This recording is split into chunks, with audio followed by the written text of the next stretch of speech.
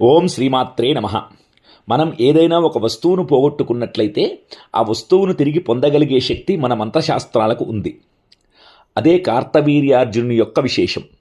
ఈ కార్తవీర్యార్జునుడు విష్ణుమూర్తి యొక్క సుదర్శన చక్రం అంశతో జన్మించాడు. ఆయనకు ఒక ప్రత్యేకమైనటువంటి శక్తి ఉంది.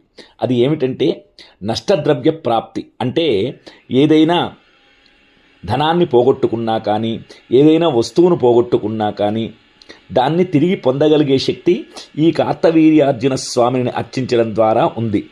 ఆయన మంత్రాన్ని స్మరించడం ద్వారా వస్తుంది. అదే ఈ యొక్క శ్లోకాన్ని స్మరించాలి.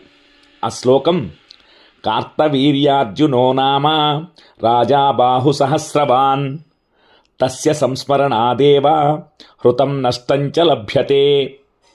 ఇది పార్వతీదేవికి పరమేశ్వరుడు చెప్పినటువంటి విశేషం. ఈ శ్లోకాన్ని మన డిస్క్రిప్షన్లో పెడతాను. అందరూ కూడా శ్రద్ధగా చదువుకోండి. ఓం శ్రీమాత్రే నమః.